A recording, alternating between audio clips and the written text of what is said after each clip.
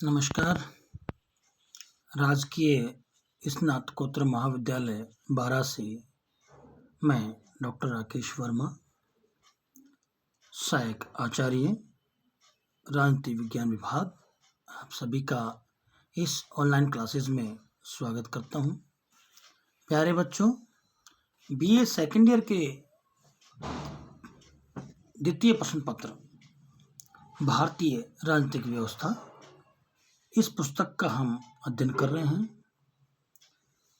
इस पुस्तक में आज हम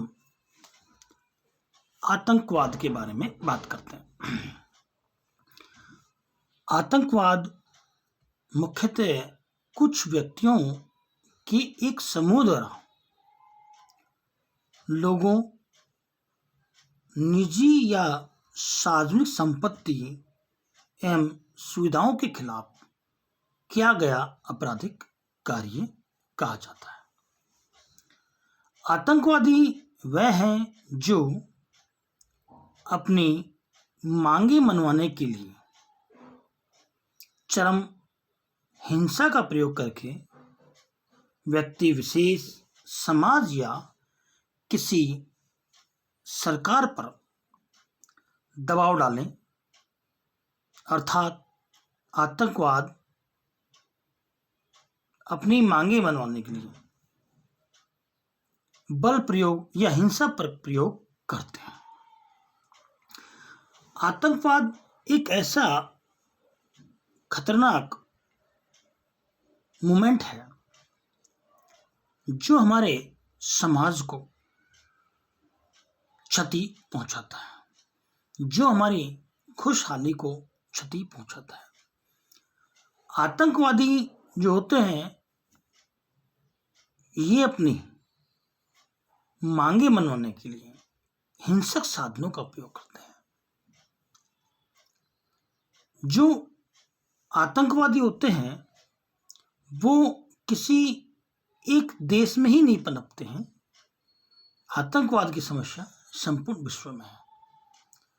आतंकवादी लोग अधिकांशतः वो होते हैं जो पड़ोसी देश के होते हैं और हमारे देश की आर्थिक, सामाजिक, राजनीतिक व्यवस्था को खत्म करके डराना चाहते हैं, जिससे उस देश का विकास संभव न हो। आतंकवाद के बारे में आज परिभाषा के अर्थ और परिभाषा के बारे में बात करते हैं। आतंकवाद की परिभाषा में साप्ताहिक रूप से कहा जाए, इसके बारे में लियोन जे बेकर ने लिखा है। आतंकवाद एक प्रकार की हिंसात्मक गतिविधि होती है। अगर कोई व्यक्ति या कोई संगठन अपने आर्थिक, राजनीतिक एवं विचारात्मक लक्ष्यों की पूर्ति के लिए देश या देश के नागरिकों की सुरक्षा को निशाना बनाए तो उसे आतंकवाद कहते हैं। आतंकवाद की उत्पत्ति फ्रांसीसी क्रांति के दौरान वर्ष 1793 और 94 के आतंक के शासन में हुई थी।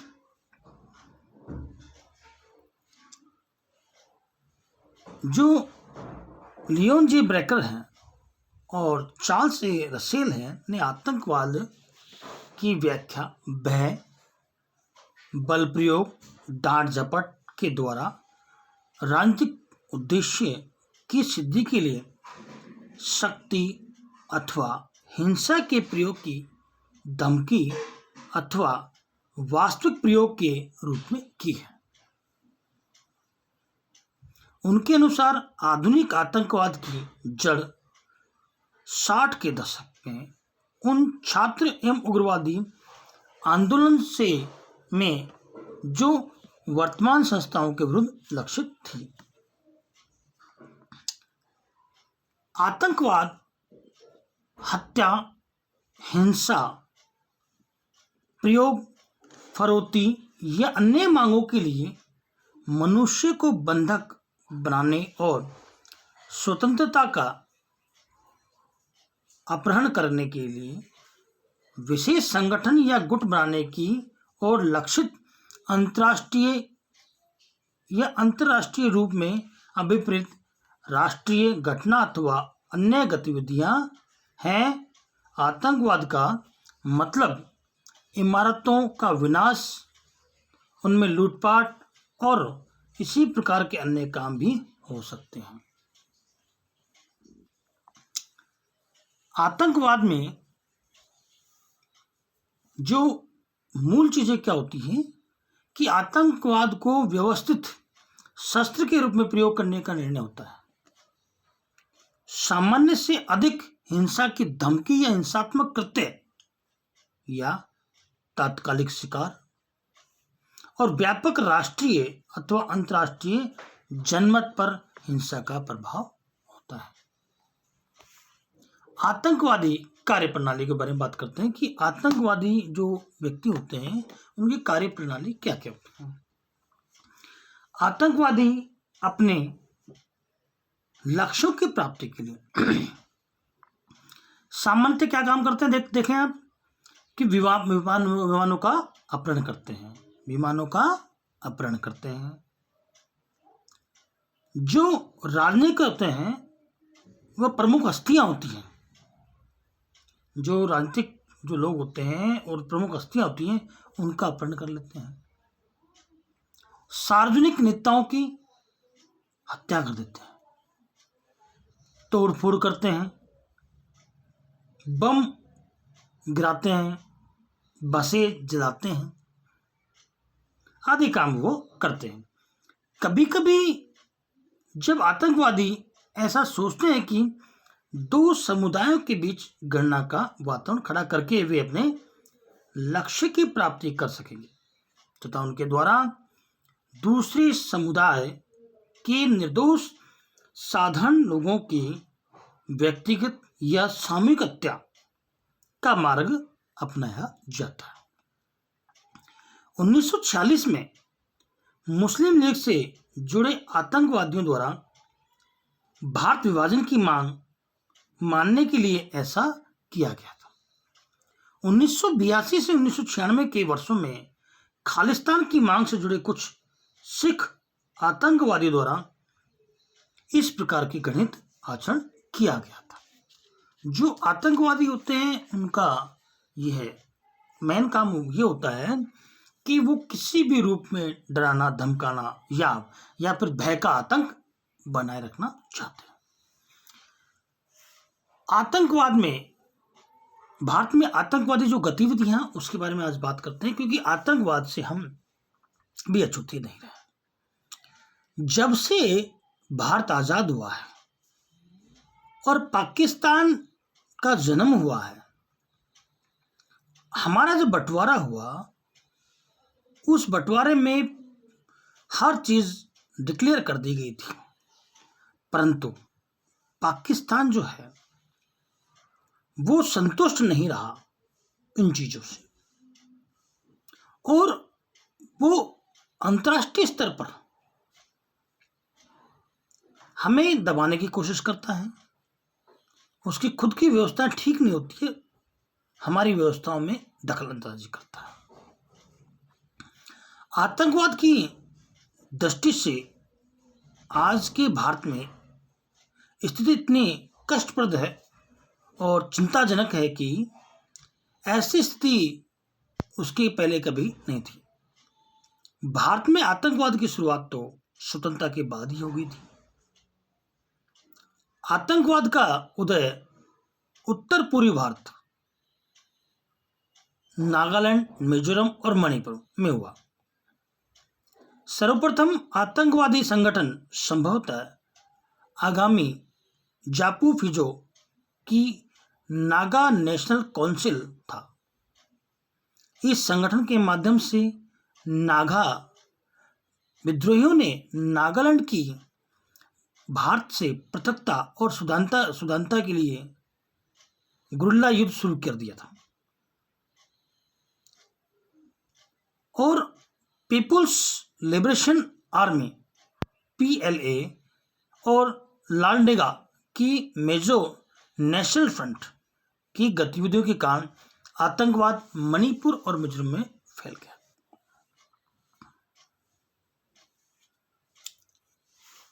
जम्मू कश्मीर आतंकवाद का गढ़ माना जाता है। जम्मू कश्मीर में विद्रोह की जड़ों का पता 1940 में लगा।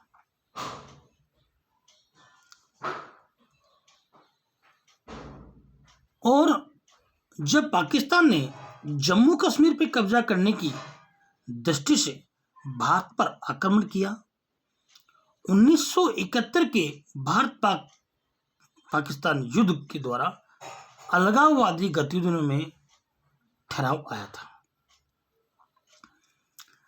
हमारा जम्मू और कश्मीर राज्य देश के विभाजन के बाद से ही पाकिस्तानी कूटनीति का प्रमुख केंद्र होने के कारण द्विराष्ट्र सिद्धांत में उसके संकल्पना के अनुसार वह 1947 के विभाजन को हमेशा अधूरा मानता रहा। उसने इस राज्य को हथियाने के लिए बार बार प्रयत्न किए। पहली बार सैनिकों की सक्रिय समर्थन के साथ कबलाइयों की घुसपैठ करवाकर उसके बाद 3 युद्ध करके वर्ष 1999 में कारगिल में अविवेकपूर्ण घुसपैठ के द्वारा, लेकिन हर बार उसे मुंह की खानी पड़ी। हर बार भारत ने उसे करारा जवाब दिया। नवंबर 2000 को भारत द्वारा कश्मीर में घोषित एक तरफा संघर्ष विराम मई 2001 तक चला। तब काफी अटकलें लगी थी कि शायद इस समस्या का, जिसमें अभी तक 65,000 से अधिक कश्मीरी नागरिक और भारतीय सुरक्षा कर्मियों की जानें गई, कोई शांतिपूर्ण समाधान नहीं निकला। लेकिन आज भी इस पाक समर्थित आतंकवाद को लेकर भारत और पाकिस्तान के सेनाएं सीमा पर अपने आमने सामने है। यह स्थिति किसी भी दिन युद्ध में बदल सकती है।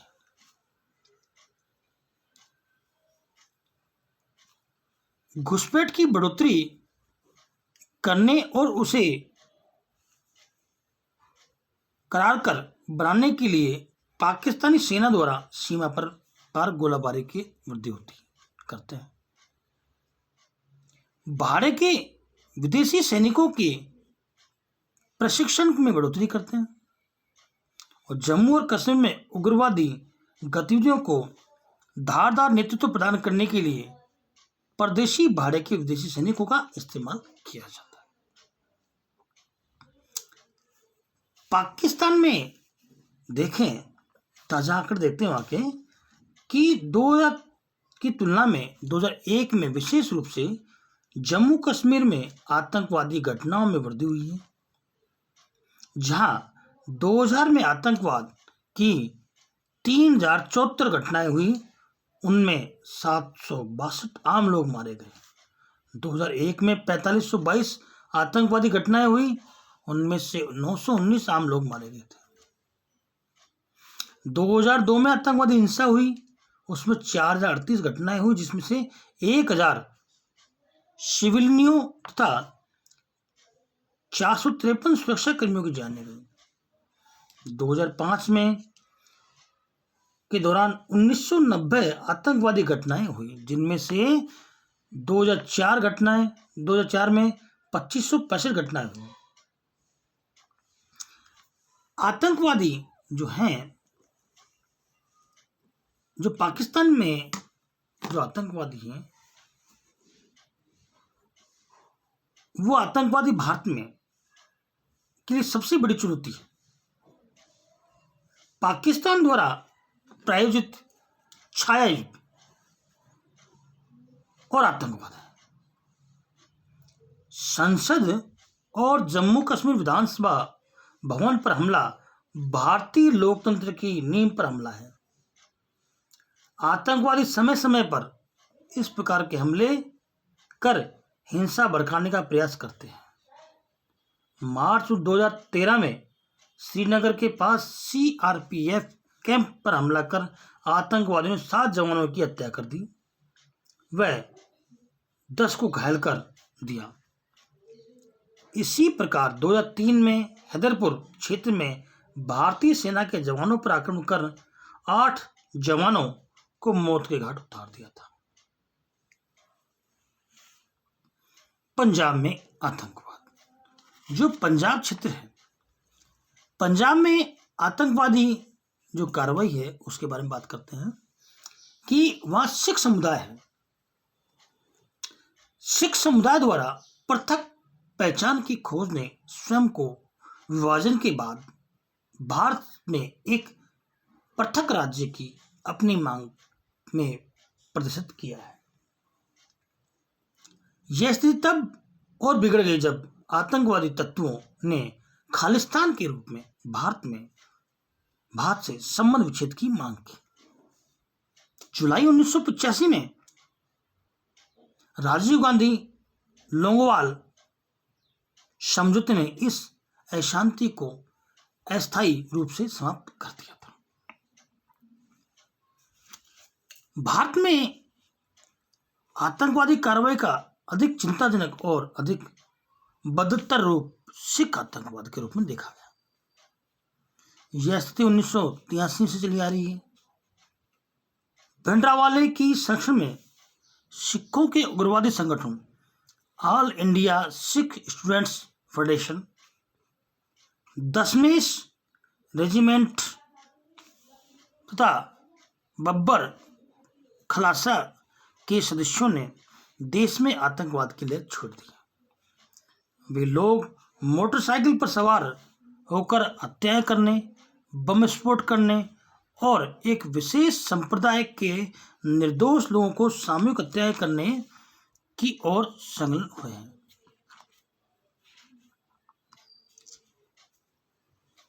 हत्याओं के इस क्रम में 1981 में 2 सिख नौजवान इंडियन एयरलाइंस के एक विमान का अपहरण कर उसे लाहौर ले गए।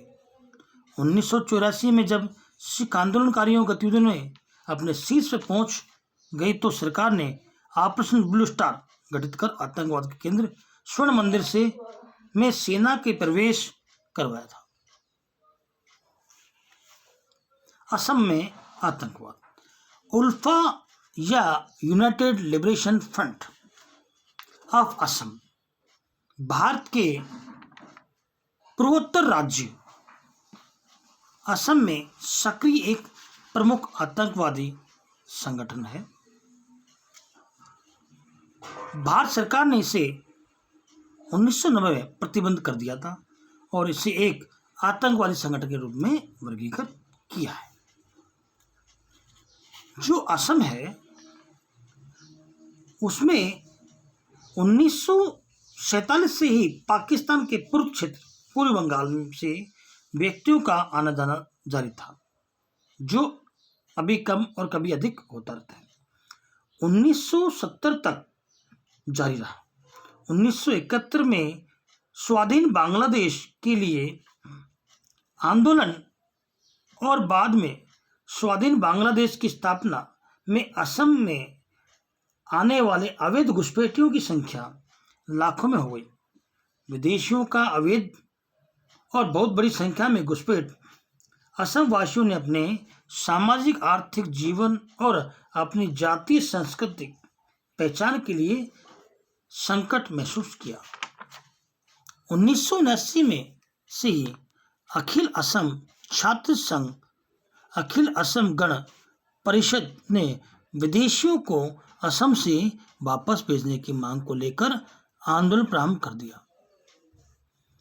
इस आंदोलन को जनता का भारी समर्थन प्राप्त हुआ। पूर्वोत्तर क्षेत्रों में आतंकवाद। मणिपुर आज़ादी के 1-2 साल बाद से ही उग्रवादी हिंसा का शिकार रहा, जहां अक्टूबर 1949 में भारतीय संघ में हुए राज्य के विलय के विरोध के नाम पर कोई हिंसात्मक गुट अपना पे जाहिर है इस आतंकवादी घटना को अंजाम देने वालों की सक्रियता मणिपुर, असम, नागालैंड जैसे कई राज्यों में है। तमिलनाडु में आतंकवाद 1985 और 90 के वर्षों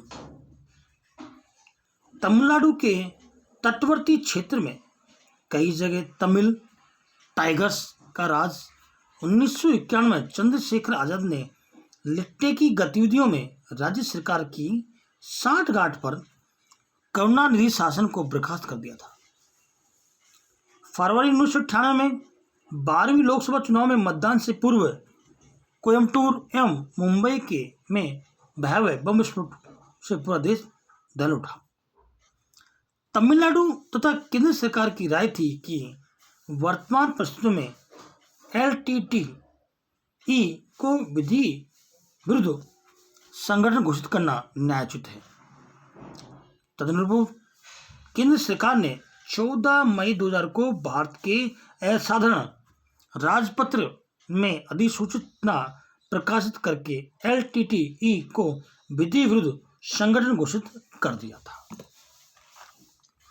नक्सलवादी जो आतंक है, नक्सलवाद शब्द की उत्पत्ति पश्चिम बंगाल के छोटे से गांव नक्सलवाड़ी से हुई, जहां भारतीय कम्युनिस्ट पार्टी के नेता चारू मजूमदार और कानू सन्याल ने 1967 में सत्ता के खिलाफ एक सशस्त्र आंदोलन की शुरुआत की। मजूमदार चीन के कम्युनिस्ट नेता माओ त्से तुंग से बहुत बड़े प्रशंसकों में से थे और उनका मानना था कि भारतीय मजदूरों और किसानों की दुर्दशा के लिए सरकारी नीतियां जिम्मेदार हैं, जिसकी वजह से उच्च वर्गों का शासन तंत्र और फलस्वरूप कृषि तंत्र पर वर्चस्व स्थापित हो गया। नक्सलवादी आंदोलन से माओ त्से तुंग के क्रांतिकारी हिंसक वामपंथी दर्शन से प्रेरित आतंकवाद है, जो अपना लक्ष्य बताता है कि सामाजिक आर्थिक न्याय पर आधारित व्यवस्था की स्थापना। सर्वप्रथम 1967 से 71 के वर्षों में बंगाल, बिहार, पश्चिम बंगाल आदि राज्यों में नक्सलवाद के रूप में आतंकवाद सामने आया। इसका सबसे अधिक और पश्चिमी बंगाल में था और विभिन्न क्षेत्रों में इनके प्रमुख नेता थे। पश्चिम बंगाल में चारू मजूमदार, कानू सन्याल और आंध्र में बी सत्यनारायण और टी नागरेड्डी, केरल में कुन्निकल नारायण और KPR गोपाल है आदि नक्सलवादियों ने लोकतांत्रिक राजनीति का पूर्ण विरोध करते हुए जनक्रांति पर बल दिया। इसके लिए सबसे प्रमुख तरीका अपनाया गया भूमि किसानों को संगठित कर गुरिल्ला युद्ध पद्धति के आधार पर भूमिपतियों के विरुद्ध खूनी संघर्ष करना। हमने आज जो आतंकवादी गतिविधियों के बारे में बात की, जो US country report on terrorism जो जुलाई 2017 में पारित हुई, संयुक्त राज्य अमेरिका के टेस्ट डेवलपमेंट द्वारा जुलाई 1917 में प्रकाशित आतंकवाद पर कंट्री रिपोर्ट के अनुसार भारत में आतंकवाद से पीड़ित देशों की सूची में तीसरे स्थान पर है। इराक पहले स्थान पर, उसके बाद अफगानिस्तान और फिर भारत आता है। तीसरी और पाकिस्तान में और चौथी में पाकिस्तान आता है। भारत में आतंकवादी हमलों में 4 राज्य जम्मू कश्मीर, छत्तीसगढ़, मणिपुर तथा झारखंड है। आतंकवाद से सर्वाधिक मामलों के शिकार रहे हैं। रिपोर्ट के अनुसार 2015 की तुलना में 2016 में आतंकवाद थोड़ा 16% हमले बढ़े तथा 17 में अधिक लोगों को मारा गया। दुनिया के 3 प्रमुख आतंकवादी समूह ISIA, तालिबान तथा माओवादी नक्सलवादी हैं। इस प्रकार आज की कक्षा में इतना ही। आतंकवाद भारत का एक बहुत ही खतरनाक ट्रेंड है। आतंकवाद में जो पाकिस्तानी हैं उनका आतंक हमारे भारत में ज्यादा है। आतंकवाद से भारत की राजनीतिक, सामाजिक और आर्थिक व्यवस्थाएं खराब होती हैं। इनका उपयोग केवल अपनी बातें मनवाने के लिए करते हैं आतंकवादी, और ये हिंसात्मक गतिविधियों का अपनाते हैं। इसी कक्षा में इतना ही। सभी का इस ऑनलाइन क्लासेस में धन्यवाद। Thanks of all. फिर अगली कक्षा में आपसे पुनः मुलाकात होगी। धन्यवाद।